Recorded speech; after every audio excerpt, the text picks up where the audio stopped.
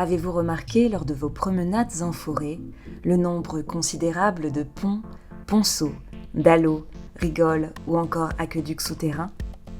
Ces ouvrages d'art, construits au XVIIe siècle en forêt de Vélizy et Meudon, constituaient le vaste réseau hydraulique du marquis de Louvois, alors ministre de Louis XIV. Un seul but, alimenter en eau les fontaines de son domaine royal à Meudon, avec un jet puissant pour montrer son rang, mais pas trop quand même pour ne pas faire d'ombre au roi Soleil.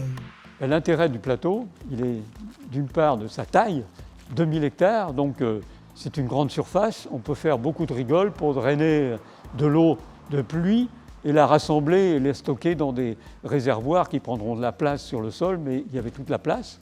Et puis, alors l'intérêt maximum, c'est qu'il y avait une pente qui permettait d'aller du fin fond de Vélizy au-dessus de Versailles, pratiquement en cheminant sans artifice, directement par la pente naturelle, en l'aménageant un peu, jusqu'au château de Meudon.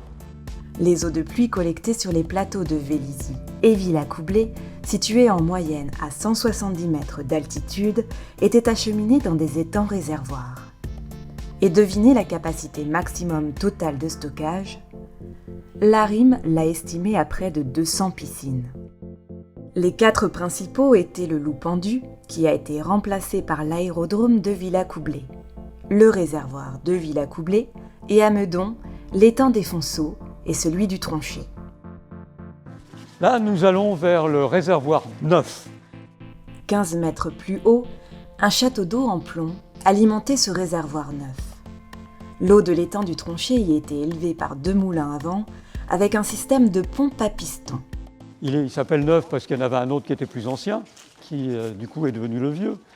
Et ce réservoir, c'était un château d'eau, mais naturel dans sa position, sur une butte naturelle, mais par contre qui avait été construit avec des murs sur 5 mètres de haut, donc avec ce réservoir qui faisait 80 mètres de côté, 5 mètres de profondeur, et qui faisait relais avec le château d'eau, qui était encore lui 15 mètres plus haut, pour alimenter les jets d'eau.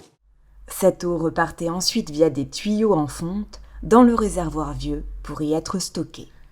Une prouesse technique pour l'époque, la réalisation d'une collerette à chaque extrémité des tuyaux de fonte aura permis d'augmenter la hauteur des jets d'eau.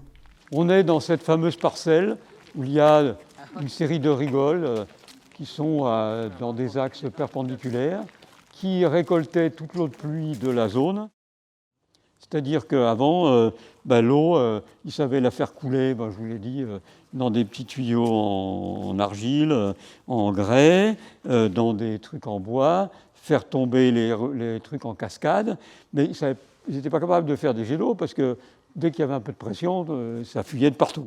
Ici, à Meudon, ils arrivaient déjà à faire un jet d'eau de 24 mètres. Donc tout est relié. C'est ça qui est incroyable, tout est relié, même si c'est à différents niveaux. De l'eau drainée grâce à un réseau de rigoles interconnectées de près de 50 km. Oui, c'est une rigole. Alors, elle a un nom. Dès le plan de 1695, elle était baptisée. Ça s'appelait la Petite Rivière, donc son nom est resté, c'est la Petite Rivière.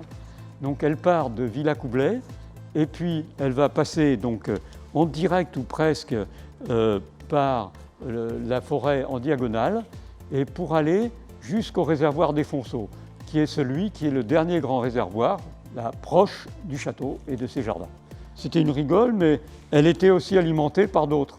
Et ça s'écoule d'une part ici, donc dans cette rivière, et on va voir d'autre part, ça peut s'écouler aussi dans la rigole technique. 5 mètres plus bas, ce réseau dit technique était partiellement enterré pour passer en dessous du réseau aérien. L'ouvrage du croisement, qui marque cette jonction centrale, fait partie des 9 aqueducs souterrains, dont la longueur cumulée est de 4,7 km. L'aqueduc du croisement, donc il est situé à un endroit où on fait se rejoindre et donc se croiser 2 réseaux qui sont à des niveaux différents. Pour les faire passer, il faut qu'il y en ait un qui passe en dessous et l'autre dessus. Donc en dessous, c'est l'aqueduc souterrain.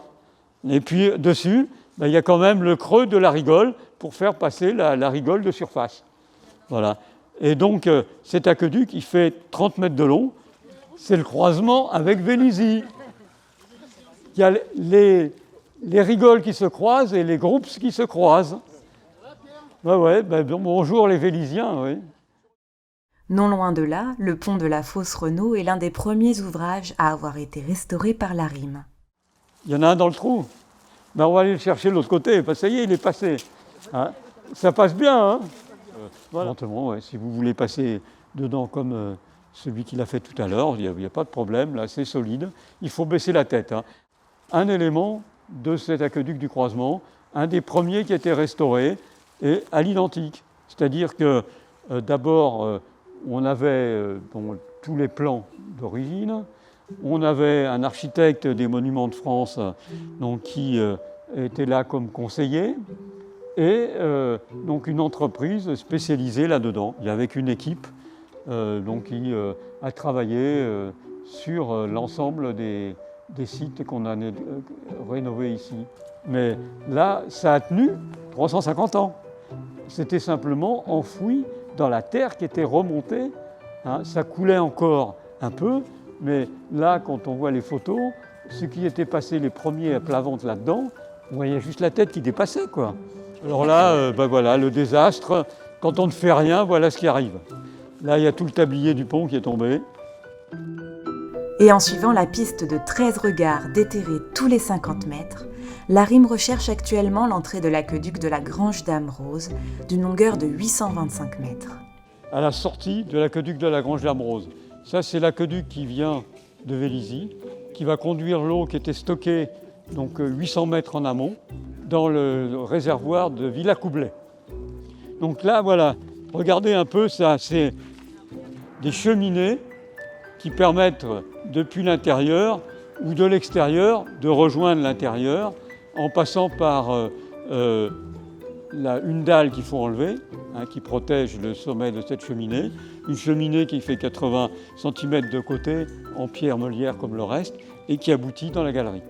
Et ce qui nous intéressait, c'était d'en trouver un le plus loin possible pour accéder dedans et puis espérer de trouver l'entrée de l'aqueduc.